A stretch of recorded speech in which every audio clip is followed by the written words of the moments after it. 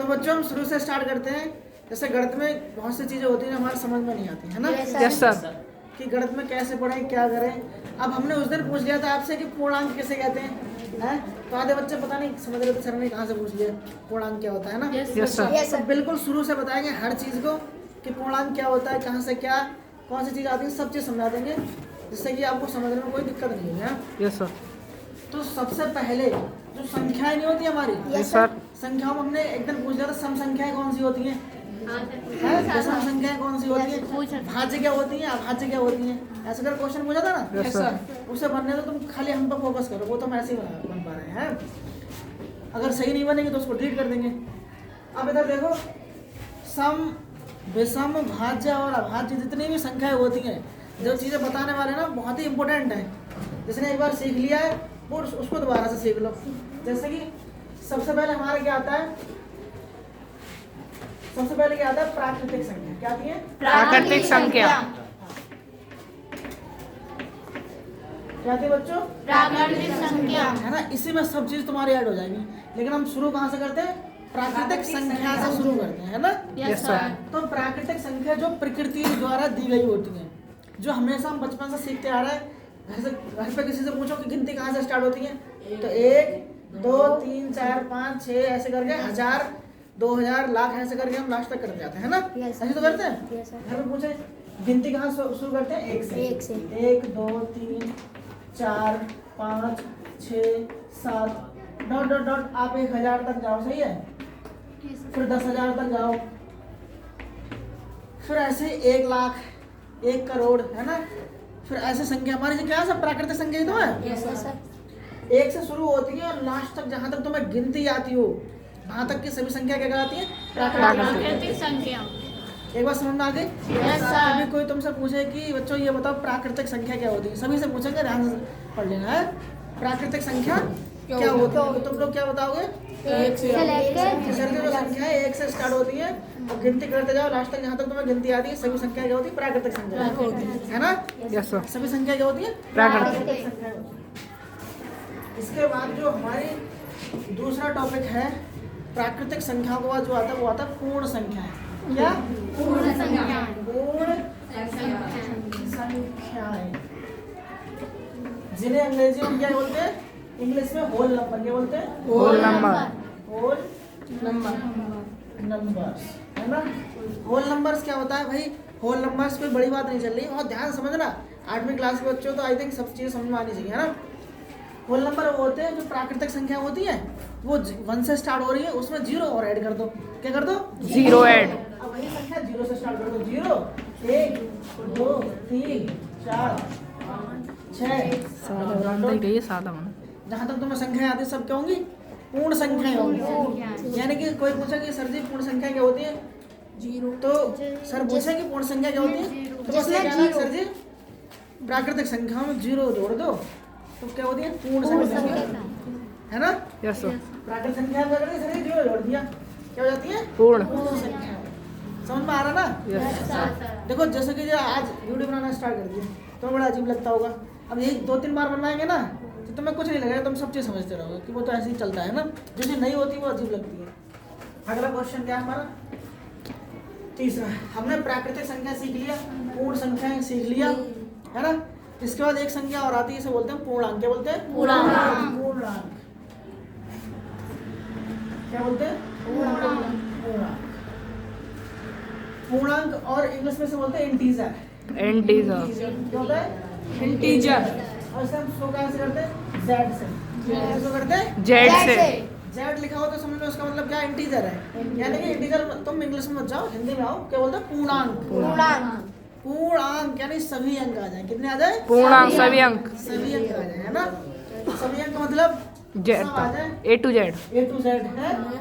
देखो 0 1 2 3 4 5 6 सब लास्ट तक जहाँ तक गिनती आती वहाँ तक गिनते चलो। ये तो हो गया आपकी प्लस की, और इसमें 0 भी आ गया, और -1 -2 -3 -4 -5 डॉट डॉट डॉट ये अनंत तक, और इधर भी ये अनंत तक, है ना। यानी कि सभी प्लस की और सभी माइनस जीरो सहित, है ना, सभी प्लस की और सभी माइनस की। जीरो सहित संख्या क्या कहलाती है हमारी? पूर्णांक। पूर्णांक कहलाती है। क्या कहलाती है? पूर्णांक। पूर्णांक इनमें सभी अंक आ जाए, पूर्णांक का मतलब यही होगा, है ना, ये चीज है। अब इन्हीं चीज में से एक चीज और निकलती है, तुमने सीखी होगी नंबर 4 पे, परमेय और अपरमेय संख्या है। परमेय और अपरमेय। देखो 8वें में आगे भी ये साल निकलने वाली है, 9th में सब चीज होगी। परमेय और अपरमेय क्या होती है ना? परमेय और अपरमेय। ऐसे यार तो जो तुम्हारे जो पूर्णांक है, सभी पूर्णांक क्या है? परमेय संख्याएं होती है। सही पूर्णांक परमेय संख्या। परमेय संख्याएं होती है। परमेय संख्या क्या होती है बताओ भाई? हैं? कोई बात नहीं, बता थोड़ी देर बाद के फिल्टर लगा ले। है ना? पर दो बोला करो, परमेय संख्या क्या होती है? परमेय संख्या परमेय संख्या वह होती है जो अंश और हर की होती है। आंसर हर अंश और हर के भी है ना? अंश और हर के जैसे 4/3 लिखे तो 2/3 लिखे तो 5/4 है ना, 8/2 यानी कि 1/2, 4/5 माइनस के 1/2 सब क्या है? ये परमेय संख्या है ना? Yes sir. क्या एक क्वेश्चन आता है कि जीरो जीरो परमेय संख्या है? जीरो क्या सब दिख रही है परमेय संख्या है? हाँ तो हाँ, जीरो परमेय संख्या है। हाँ, जीरो परमेय संख्या है। इसके कंडीशन होती है, परमेय संख्या कब नहीं होगी? कब नहीं होगी? हर हर कभी जीरो के बराबर नहीं। Yes sir. हर में क्या नहीं आए? जीरो। अंश में जीरो आ जाए, लेकिन हर में जीरो नहीं आए। कैसे कि सर जी 4/0 के परमेय संख्या है? नहीं है। या परमेय संख्या हो जाए। Yes sir. 0/4 आ जाए तो परमेय संख्या है।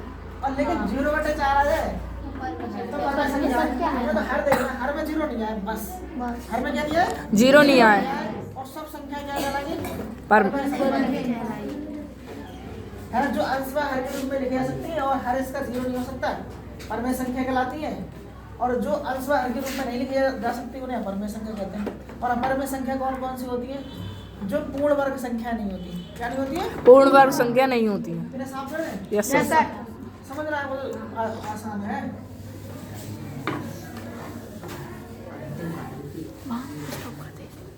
अपरमेय संख्या क्या होती है? जो पूर्ण वर्ग खुद संख्या काट के नहीं बनाना होती है। पड़ता है। पूर्ण वर्ग वर्ग। हमने पढ़ा नहीं था? परफेक्ट स्क्वायर निकाल लेते हैं उसका। जैसे 64 थे और उन्हें बीच में 65 भी लिख दिए, है ना? तो 65 परफेक्ट स्क्वायर थोड़ी होता, 64 होता है, 8 का होता है। इधर देखिए, जैसे परफेक्ट स्क्वायर हम कितने लिख दे रहे हैं? जैसे 1 2 3 4 5 6 7 और 8 और 9 है ना, और 10 भी लिख देते हैं। ऐसे लिख दिया जाते हैं। हमने कोई ऐसा नहीं लगा कि 10 तक कुछ लिखें, ये 5 तक लिख लो, तुम 7 तक लिख लो, मर्जी है तुम्हारी। जो परफेक्ट स्क्वायर नहीं हो सबका वर्गमूल करो। क्या करना है? वर्गमूल। समझ रहे? बहुत डिटेल में समझा दिया। देखो 1 का वर्गमूल करो, इसका तो 1 आ जाएगा। 2 का जो तुम्हारी परमेय संख्या हो गई। हमने कहा सभी प्राकृतिक संख्या क्या होती है? परमेय संख्या होती है। परमेय हो गई, लेकिन हर किसकी हो रही है? अपरमेय। रूट 2 का नहीं होता है, तो ये आपकी क्या होगी? अपरमेय होगी। रूट 3 भी अपरमेय होगी क्योंकि रूट इससे बाहर में निकलती है ना? यस। रूट 4 होती है, उसका कितना होता है? 2 हो गए प्राकृतिक संख्या। तो ये कौन सी हो गई?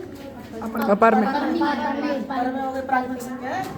5 है, ये भी क्या है? अपरमेय है। 6 है, ये भी अपरमेय है। 7 है, ये भी अपरमेय है। 8 है, वो भी क्या है? अपरमेय। लेकिन 9 किसकी कितनी होती है? परमेय। परमेय कितनी होती है? 3 की। परफेक्ट स्क्वायर है ना? ये परफेक्ट स्क्वायर है। और 10 है, ये भी किसमें होती है? परमेय संख्या होती है। जैसे कि root 2 root 3 root 5 root 8 root 10 ये सभी क्या है? अपरमेय संख्या है। और जो सभी प्राकृतिक संख्या है 2 है 3 है, सब क्या है? परमेय संख्या है। आगे समझ में? यस। तुम्हारे इसमें हाई स्कूल में पूछा जाता है कि रूट 3 ये वाला रूट 3 अपरमेय संख्या है क्यों? हर साल आता है। रूट 3 अपरमेय संख्या है तो है। सही है? कितना समझ में आ गया? Yes sir. चलो और आगे समझा थोड़ा। ये यहाँ तक तुम्हारे जो नंबर वाले सिस्टम में होगा खत्म। Yes sir. अब तुम सब बता दो पूर्णांक क्या होता है और कंफ्यूजन होती है तो मैं सम में विषम में भाज्य और अभाज्य यस सर। है उसमें और पहुँचा इसको साफ कर देना। क्या कहते हैं? ये रुक